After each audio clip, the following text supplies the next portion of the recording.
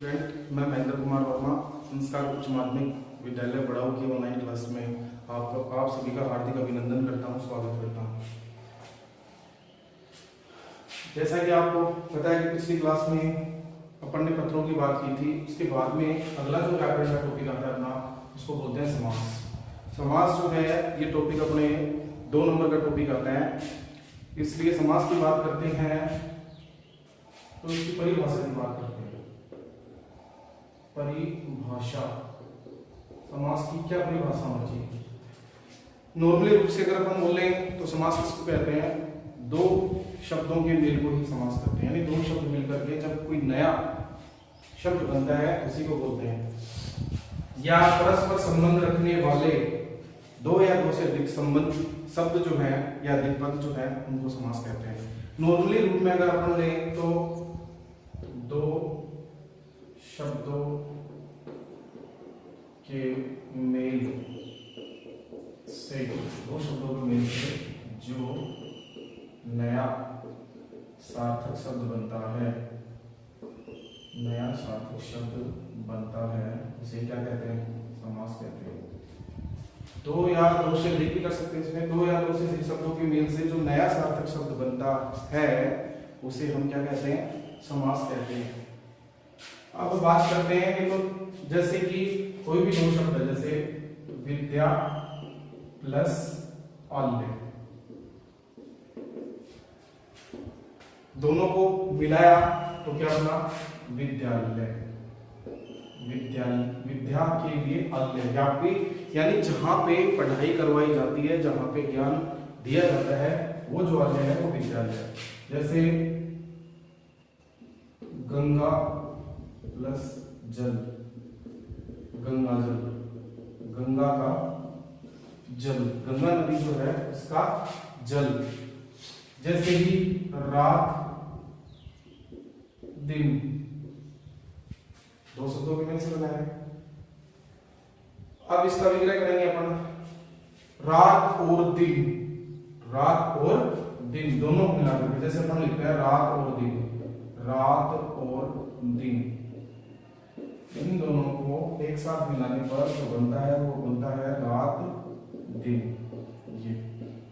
ये जो डैश का निशान आ रहा है, ये जो है द्वंद्व समास जो है, यानी और शब्द का लोप है। यहाँ पे ये जो डैश का निशान आ रहा है, इसका मतलब है यहाँ पर और शब्द का लोप है, और ये और शब्द का लोप होने के कारण ही यहाँ पे जो है वो डैश लगाया गया है। तो इस प्रकार से 2 या 2 से अधिक शब्दों के मेल से जो नया सार्थक शब्द बनता है उसे ही हम क्या कहते हैं? समास कहते हैं। जैसे विद्या प्लस आल्य, विद्या के लिए आल्य यानी जहां पे पढ़ाई करवाई जाती है, पाठशाला पढ़ने की शाला, गंगा जल, गंगा का जल, दाल रोटी, दाल और रोटी, दिन रात, दिन और रात। इस प्रकार से ये है समास की परिभाषा। अब बात करते हैं अपने परीक्षाओं में जो प्रश्न पूछे जाते हैं उनमें उदाहरण दिए जाते हैं। डायरेक्ट परिभाषा वगैरह की पूछी जाती है, डायरेक्ट उदाहरण दे दिया कि बताओ इसमें क्या आना चाहिए। जैसे ये दे दिया रात दिन, रात दिन, इसमें प्रयुक्त समास का नाम और उसकी परिभाषा बताइए, ऐसे पूछ लेगा। ऐसे इस प्रकार के प्रश्न आते हैं। अब बात करते हैं अपन समास के भेद, समास के भेद या समास के प्रकार। समास के भेद या समास के प्रकार, यानी समास जो है उसको कितने भागों में बांटा गया है, कितने प्रकार के समास होते हैं वो बात नहीं, कितने प्रकार के समास जो है वो होते हैं, उनको कितने भागों में बांटा गया है। तो समास के जो भेद है 6 भेद बताए गए। समास जो है उसके कितने भेद बताए गए हैं? उसके 6 भेद बताए गए हैं। पहला जो समास है उसका नाम क्या है? अव्ययी भाव समास, अव्ययी भाव समास, ये पहला समास हो गया। दूसरे की अगर अपन बात करते हैं तो वो आएगा कर्मधारय समास, कर्मधारय समास। उसके बाद में द्विगु समास, तीसरे नंबर का जो है वो है द्विगु समास। चौथे नंबर का जो है वो है द्वंद्व समास। चौथे नंबर का जो समास है वो है द्वंद्व समास। पांचवें नंबर का जो समास है वो है तत्पुरुष समास। तत्पुरुष समास। अभी जो मैंने आपको गंगा जल का उदाहरण दिया था वो गंगा का जल, तत्पुरुष समास। छठा जो है वो है बहुव्रीहि समास। छठा जो है वो अपना बहुव्रीहि समास। इस प्रकार से स्टूडेंट्स इस प्रकार से समास होते हैं वो 6 प्रकार के होते हैं। समास जो है उसको 6 भागों में बांटा गया है। अब इसमें अपन बात करते हैं पहले वाले की, अव्ययी भाव समास। अपना पहला जो समास है उस समास का नाम क्या है? अव्ययी भाव समास। इसकी अपन परिभाषा की बात करते हैं तो अव्यव, इसमें जरा का अव्यव, यानी इसमें इस समास की परिभाषा अगर अपन बताएं तो इसमें पहला पद जो है वो प्रधान होता है, अव्यव होता है, और दूसरा पद जो है वो संज्ञा होता है। इन दोनों से मिलकर ही ये अव्ययी भाव समास बनता है। इसकी परिभाषा अगर अपन नॉर्मली रूप से देखें तो यह वह समास है जिसमें पहला पद प्रधान होता है और दूसरा पद जो है वो संज्ञा होता है। ये होता है, इसमें पहला पद प्रधान होता है, दूसरा पद जो है वो संज्ञा होता है। क्या फिर इसमें समस्त पद का पहला पद जो है वो प्रधान होता है और दूसरा शब्द जो है वो संज्ञा होता है। इसकी ये परिभाषा है, पहला पद इसमें होता है प्रधान या अव्यय होता है, जिसको बदला नहीं जा सकता है। अव्यय, अव्यय विकारी है। विकारी शब्द जो होते हैं, विकारी वो होते हैं जिनको बदला जा सके, या विकारी है जिनको परिवर्तित नहीं किया जा सके। तो इसमें पहला पद प्रधान होता है, दूसरा पद संज्ञा होता है। जैसे अपन इसके उदाहरण की बात करते हैं, उदाहरण की बात करते हैं जैसे यथाशक्ति। यथाशक्ति अपन ने ये उदाहरण ले लिया, यथाशक्ति। तो इसमें पहला पद क्या हुआ? यथा प्लस शक्ति, दो शब्दों से मिलकर बना है यथा प्लस शक्ति। ये तो विग्रह और ये समासिक पद है। तो यथा शक्ति, अब इसका जो अपन विग्रह करते हैं तो क्या बनता है? शक्ति के अनुसार। शक्ति के अनुसार दो शब्दों से मिलकर बनाए गए यथाशक्ति वर्ण जो दो शब्दों से मिलकर के बनाए यथा प्लस शक्ति। तो पहला पद प्रधान है, पहला पद क्या है? प्रधान है। तो संज्ञा जो है शक्ति, उसके अनुसार जो इसका अर्थ किया जाएगा, शक्ति के अनुसार जो कार्य किया जाता है वो है यथाशक्ति। दूसरे बात करते हैं हम प्रतिदिन। प्रतिदिन इसका विग्रह करेंगे तो क्या है? दिन दिन। प्रतिदिन का मतलब क्या होगा? दिन दिन। प्रत्येक, प्रत्येक यानी सब कुछ। प्रत्येक का मतलब क्या है? हर एक, हर एक यानी सभी। प्रत्येक का मतलब है सभी, जिसमें सारी चीजें आ जाएंगी। सभी, प्रत्येक, प्रतिदिन, प्रतिवर्ष। प्रतिवर्ष इसका क्या होगा? यानी हर साल। इसके लिए लिखेंगे अपन हर वर्ष, क्योंकि पहला पद प्रधान है। जो भी इसका विग्रह होगा वो पहले पद के अनुसार ही होगा। प्रतिवर्ष हो गया। उसके बाद में बात करते हैं यथाक्रम। यथाक्रम, क्रम के अनुसार। यथाक्रम का मतलब क्या हुआ? क्रम के अनुसार। इस प्रकार से जो है बहुत सारे उदाहरण आपके पास है। जैसे आवरण, आमरण है। आमरण, आमरण का मतलब क्या हुआ? मृत्यु तक या मरण तक। मरण तक। फिर है आमरण के बाद में बात करते हैं आजीवन। आजीवन, आजीवन का मतलब जीवन पर्यंत। पर्यंत, जीवन पर्यंत यानी जब तक जीवन हो, जब तक व्यक्ति जीवित रहे तब तक। आजीवन का मतलब जीवन पर्यंत। जैसे आ गया बेचैन, बेचैन यानी जिसको चैन नहीं हो, बिना चैन के। बेचैन का मतलब क्या है? बिना चैन के।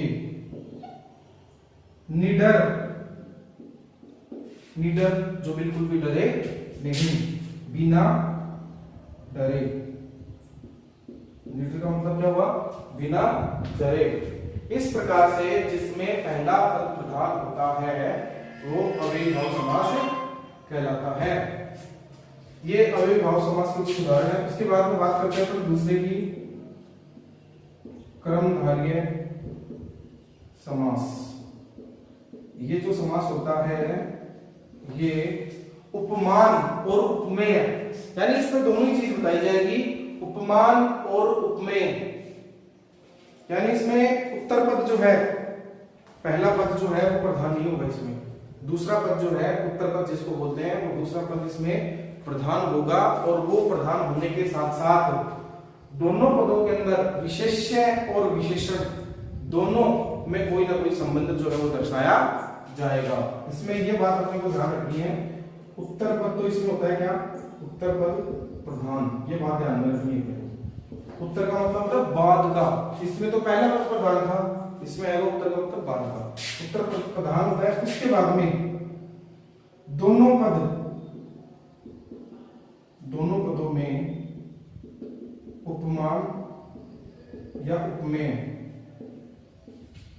विशेष्य या विशेषण,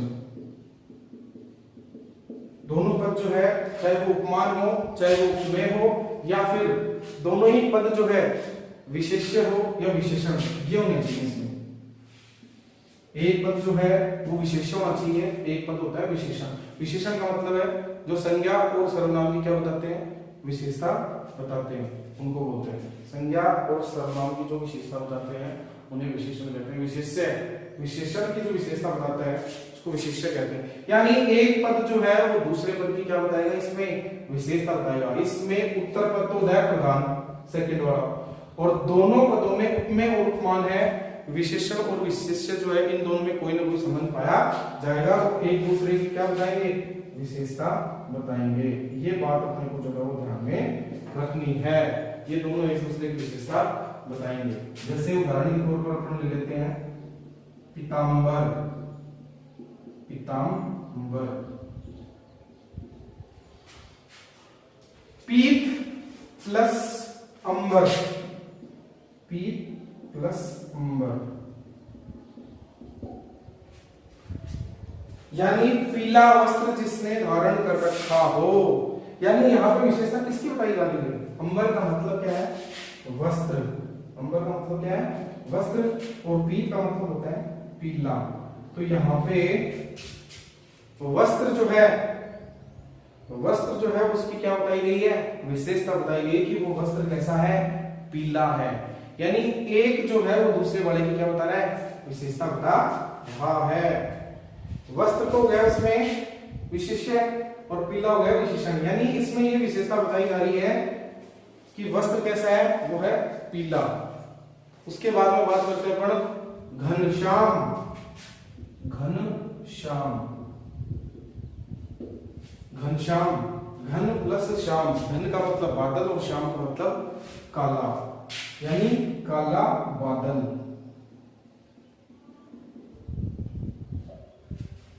बादल विशेषण है और काला क्या है? विशेष्य है। यानी विशेषता बताई जा रही है इसमें कि बादल कैसा है? काला है। बादल कैसा है? काला है। उसके बाद में बात करते हैं अपन चंद्रमुख, चंद्रमुख। चंद्र का मतलब है चंद्रमा और मुख का मतलब है मुखड़ा, चेहरा। यानी चंद्रमा के समान मुख, चंद्रमा के समान मुख, यानी जिसका चेहरा चंद्रमा के समान है वो हो गया चंद्रमुख। उसके बाद में अपन बात करते हैं महापुरुष, महापुरुष। महापुरुष पुरुष है लेकिन वो क्या है, महान है। महान है जो पुरुष, महान है जो पुरुष, उसको क्या बोलेंगे, महापुरुष। महान है जो पुरुष, महापुरुष। सत्यजन, सत्यजन, सत्य का मतलब होता है सच्चा और जन का मतलब है व्यक्ति। सत्य है जो जन, सत्य यानी सच्चा, सच्चा है जो जन, यानी वो व्यक्ति जो बिल्कुल ही सच बोलता है, सच बोलने वाला व्यक्ति। ऐसे ही है कमल नयन, कमल नयन यानी कमल प्लस नयन, ये दो है, कमल प्लस नयन। एक जो है वो दूसरे वाले की क्या बता रहा है, विशेषता बता रहा है। उपमेय और उपमान, उपमेय और उपमान या विशेषण और विशेष्य कहें, यानी आंखों की यहाँ पे क्या बताई जा रही है, नयन का मतलब होता है आंखें। आंखों की विशेषता क्या बताई जा रही है विशेष्य के द्वारा, कि आंखें जो है किसके समान है, कमल के समान है। तो क्या होगा इसका, कमल के समान नेत्र, कमल के समान नेत्र या नयन, यानी जिसके नेत्र किसके समान है, कमल के समान है, वो हो गया कमल नयन। इसके बाद में अपन बात करते हैं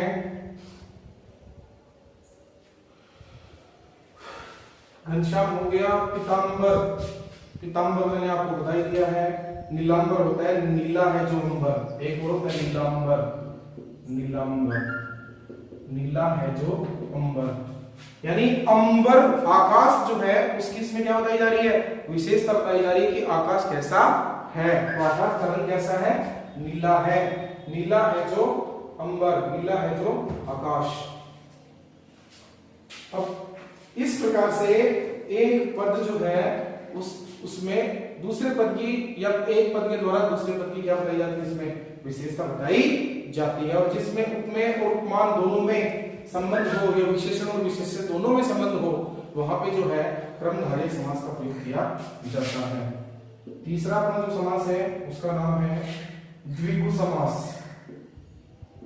द्विगु समास, द्विगु समास में क्या होता है, द्विगु समास जो है इसमें पहला पद क्या होता है, प्रथम पद जो है वो होता है संख्यावाचक। प्रथम पद जो इसमें होता है संख्यावाचक, और दूसरा पद होता है प्रधान। दूसरा पद जो होता है वो होता है इसमें प्रधान। पहला पद संख्यावाचक होता है, दूसरा पद प्रधान होता है, यानी इसमें गिनती जो है अपनी उसका प्रयोग किया जाता है। इस पद में प्रथम पद संख्यावाची हो, संख्यावाचक हो, और दूसरा पद क्या हो, प्रधान हो, वहां पर जो है द्विगु समास का प्रयोग किया जाता है। जैसे उदाहरण के तौर पर ले लेते हैं चौराहा। चौराहा, चौराहा यानी वह स्थान जहां से चार रास्ते निकलते हों।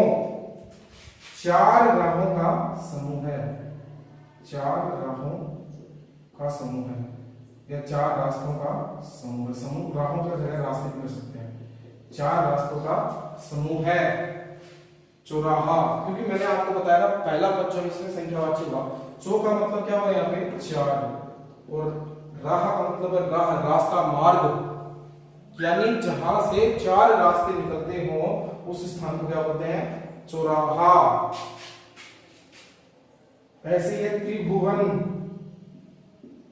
त्रि का मतलब क्या है, तीन, और भवन का मतलब होता है भवन।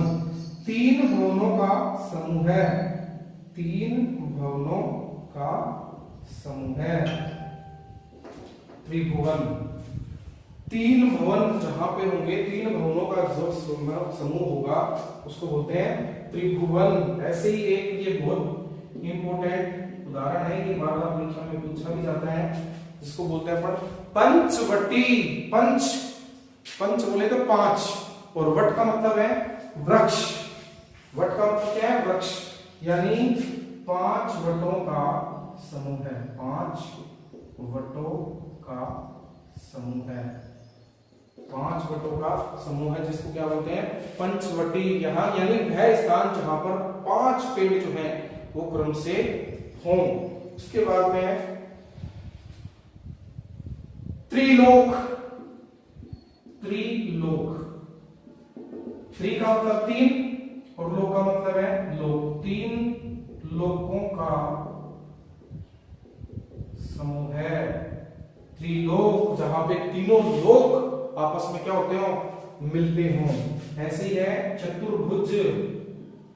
चतुर्भुज, चतुर्भुज का मतलब क्या हुआ, चतु का मतलब 4 और भुज का मतलब है भुजाएं, यानी जिसकी कितनी भुजाएं हो, 4 भुजाएं हो। 4 भुजाओं का समूह है, यानी जिसकी कितनी भुजाएं हो, 4। चतुर का मतलब 4 और भुज का मतलब है भुजाएं, जिसकी कितनी भुजाएं हो, 4 भुजाएं हो। ऐसे ही पंचतत्व। पंचतत्व, पंच 5 तत्वों का मतलब 5 तत्व है, 5 तत्वों का समूह है। 5 तत्वों का समूह है। पंच तत्व का मतलब होता है 5 तत्वों का समूह है। जल, अग्नि, वायु, तेज, आकाश, जिनसे मनुष्य का क्या बना है, शरीर बना है। ये वही पंच तत्व है जिससे मनुष्य का क्या बना है, शरीर बना है, वही पंच तत्व है। इसके बाद आता है शताब्दी। 100 वर्षों का समूह है। 100 वर्षों का समूह है। 100 वर्षों का समूह है। और ऐसे ही है सतसई। सतसई 700 दोहों का समूह है। 700 दोहों का समूह है, यानी ऐसा ग्रुप, ऐसा समूह जिसमें कितने दोहे हो, 700 दोहे हो, उनको बोलेंगे सतसई।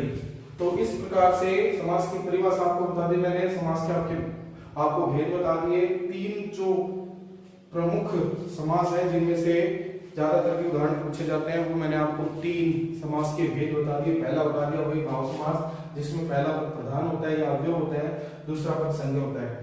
ये आपको उदाहरण बता दिए। ऐसी क्रमधारय समास बहुत ज्यादा इंपॉर्टेंट है ये, क्योंकि इसमें उत्तर पद तो होता है प्रधान, दूसरा पद प्रधान होता है, और दोनों ही पद जो है उसमें विशेषण या विशेष्य मिलेंगे आपको, या उपमेय और उपमान मिलेंगे, और दोनों आपस में एक दूसरे से संबंधित होंगे, जो दोनों ही एक दूसरे की क्या बताएंगे, विशेषता बताएंगे। ये क्रमधारय हो गया। ऐसे देखो ये थोड़ा इजी है, क्योंकि इसमें पहला पद जो होगा वो संख्यावाची मिलेगा आपको। ये संख्याओं पे डिपेंड है सारे के सारे। पहला पद संख्यावाची होगा, दूसरा पद प्रधान होगा इसमें, और प्रथम पद के अनुसार ये बातें जो है आपको बताई जाएगी। तो आशा है आज आपको ये समास का जो टॉपिक है वो आपको पसंद आया होगा।